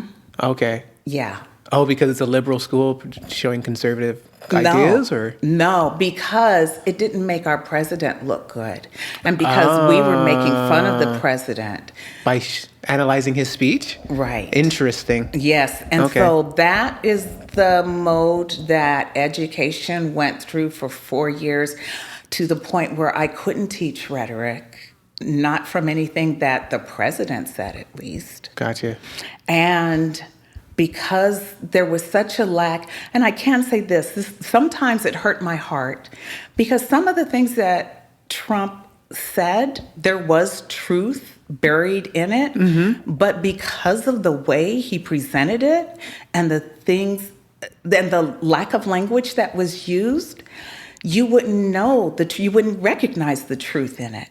And I couldn't talk about it, and we couldn't analyze it, because our country became so polarized that even mentioning his name, if I mentioned his name, I'd have a parent-teacher conference. Yeah, it's a trigger word. Yes, and not from liberals, from right-wing, because they wanted to make sure that I was mentioning it in reference and that I wasn't making fun of him in any way. Even if I had a straight face, if there was a student in the class that laughed or at some of the ridiculousness, I would say, okay, let's respect everybody. And it was hard for me to do that. Let's respect everybody's opinion now. We're not going to laugh at, we're going to talk about what isn't working. I tried to keep, but it wouldn't matter. The student would go home and say, this was brought up and this was laughed at. And so then I'd have a meeting. So it became really oppressive. Gotcha. As an educator. And not just on the high school level. I've heard NPR where on the college level too, it became really difficult to teach truth, because truth was the whole word, the definition of truth was played with, and so that was a real, and I felt bad. As an educator, I thought I must have been doing something wrong for us to have a president that doesn't encourage critical thinking, that can play with words and tell you that you can have an orange in your hand and it's not an orange because I said so. And people accept it. I thought, so we failed in some kind of way where we don't have critical thinkers that were proud to be critical thinkers that would say, this doesn't pass the test of critical thinking. That's one part. Part two is 1 year, I don't remember names and stuff well. Fine. So as a high school teacher, you have 150 students a day. Okay. There's a lot of names to remember. Yeah. A lot of faces to remember. The way I remember people is by what they've written. What they've told me. So I would know students by, oh yeah, you're the one that did it. So, but there were always students that would be offended because I couldn't remember their names. I taught summer school one summer, and I had 2 classes of 30 students each. So it's only 60 students, and I had them for 2 hours each day. So within the week, I knew each student, I knew them. I knew their names. And at that point, I realized, oh my gosh, we're overworked. It's not that I'm bad at names. It's not that I can't get the curriculum in. It's that we have too many students and too little time to really effectively teach. But having 30 students for 2 hours every day was perfect. So if they hired more teachers, where you had smaller class sizes, where you can really develop an authentic rapport with them, then we might also be hitting some of those critical thinking marks. Points. Wow. There's so many things I want to say. The first thing that comes to my mind is, I have to give Trump his credit for being brilliant, which might be triggering for a lot of people, because I keep going back in time and I keep on figuring out, like, every decade someone's talking about Trump.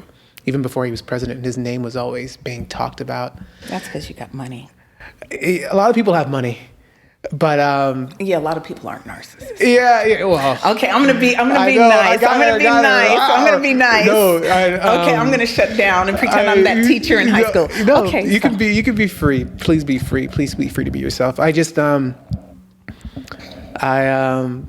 just have to kind of look at things, take a step back, and kind of see things a little differently than what people were trying to tell me how to look at something.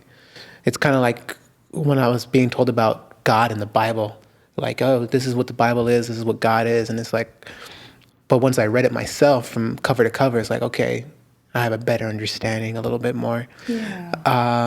So could you tell me, what was the brilliance that you saw in Trump? Well, just to keep it simple, he was able to keep people's eyes on him. Okay. All right. It's just, I don't want to go. I'll just keep it simple like that. There's other things that I want to say. Oh, wait a minute. Be free. I would love to, but for another time, I'll definitely get into it. We'll talk about it afterwards. Yeah, I'll definitely get into more times. But Miss Romaine, can you tell us about any other current projects that you're working on currently? Yeah, I was just contacted by Choya Needles, which is a periodical that is in Poets and Writers. They've been around for quite a while. I've had 15 poems published in their periodical. Wow. Their literary journal, I should say. Mm-hmm. And they're from Joshua Tree out in the desert. And I was just contacted by the editor who asked me if I would like to be a guest editor, where I would curate the writers and edit an issue. And I had such a wonderful experience editing These Black Bodies Are. I'm excited to do that. So I have that project, and I'll be doing writing workshops. And I know I will be reading at Rorschach in Los Angeles on, it's in Hollywood, the 23rd, I think. Okay. Yeah, I wrote it down. Of this month or? Of this month. Okay. Yes. Coming very soon in July. Yes. I'll be, and from These Black Bodies Are, we're scheduling readings everywhere. So at the Feldheim Library in San Bernardino, in August, we will have another publication reading. Our first one was at Fairmount Park for the Juneteenth weekend. We had our publication reading.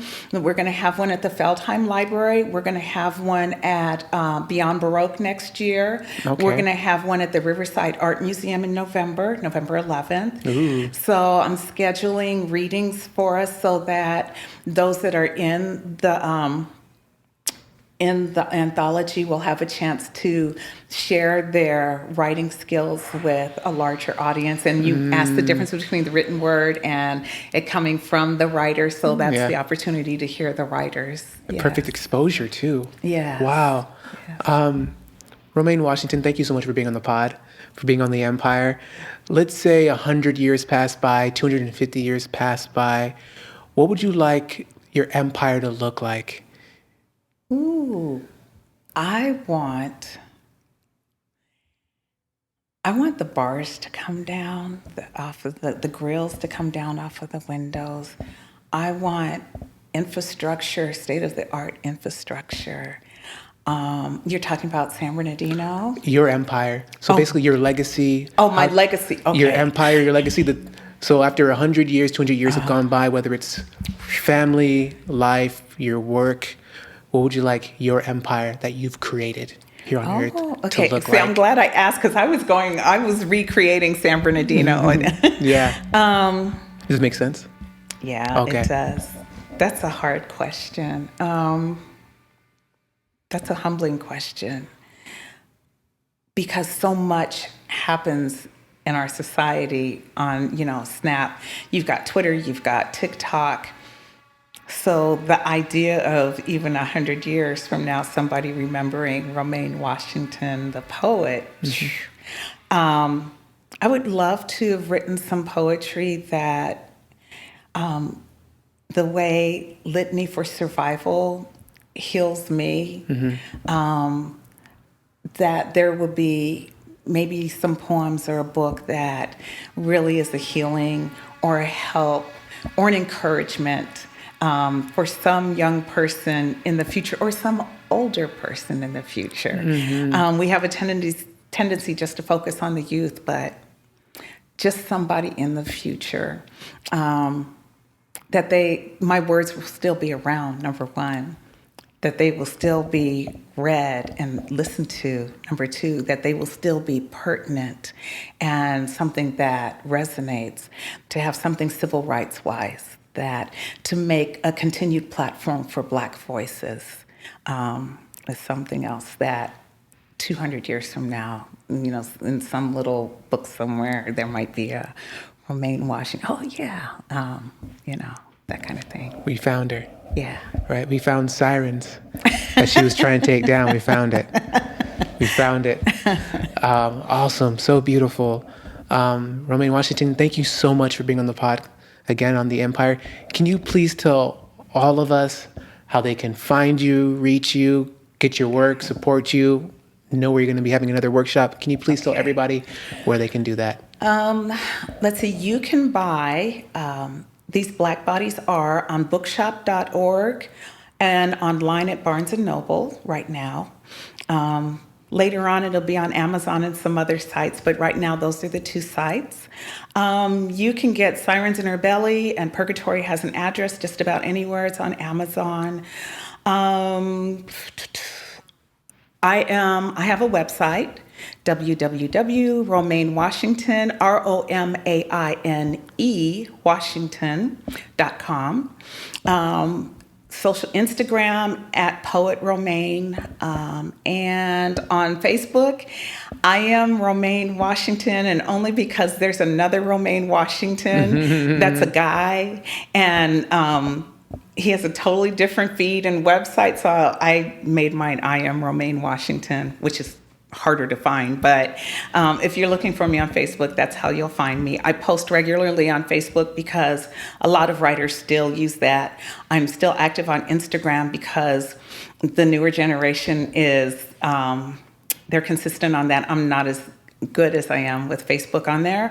I hopped off Twitter because for my civil rights, soon as Elon Musk got it, I hopped off. Oh, really? Mm-hmm. Okay. Because that was my background growing up.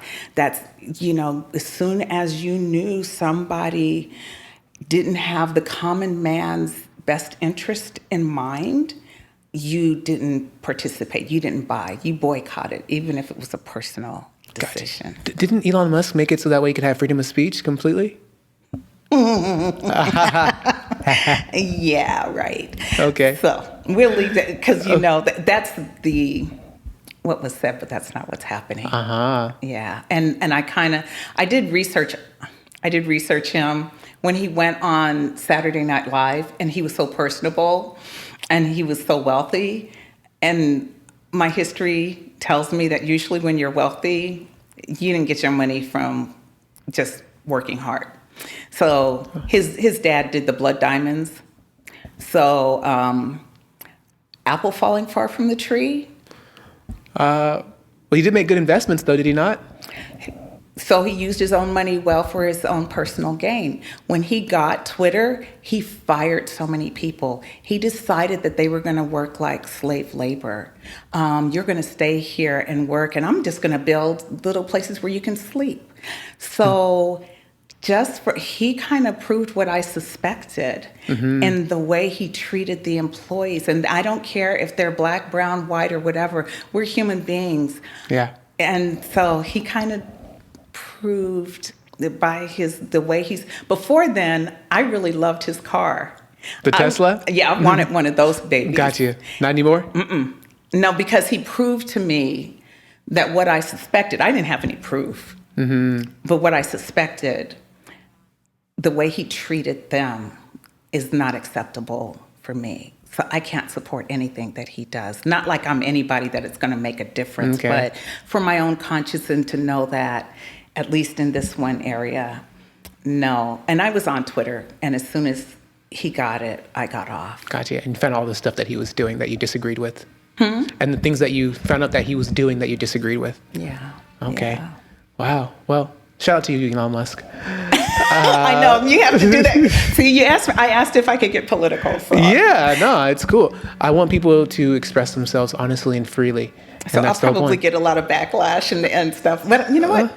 If I go by Trump's main guy, he's the guy that he worked for Richard Nixon. Moore is his last name. I know. I think I know what you're talking about. But continue. What were you going to say about him? Because he's really the mastermind behind all of that. And one of his things was bad press is still press. It's still Yeah.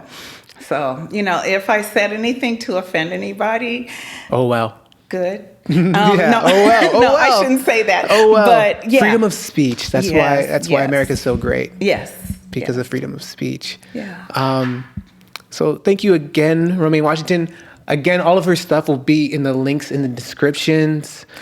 Oh, go ahead. I'll be teaching a writing workshop for Inlandia Institute in the fall, too. So you can go on the website, Inlandia, INLANDIA Institute, and look up the writing workshops, and I'll be on there. And the fall is like September? Yes, Okay. and it'll be via Zoom, so you won't have to drive. It'll be via Zoom. Okay, so you guys can be in your pajamas if you want. Yeah. And things like that. Yeah. So everything will be in the description. And we learned so much. We learned about, Women Will Submit, which is, about submitting poetry. Clean that up. Writings and,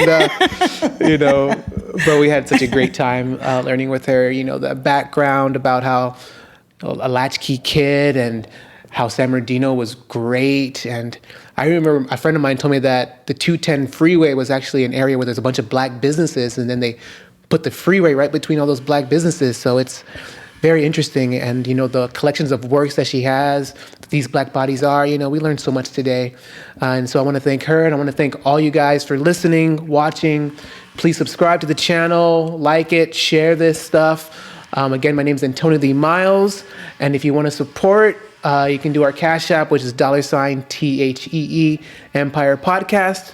And we will catch you guys in the next one. All right? Peace. I say it's my duty. Yeah. Is it my will? Yeah. To do what? Yeah. To do is right. I say. Okay, both of us will be blind. Well, only I can see the screen. That's funny. Yeah.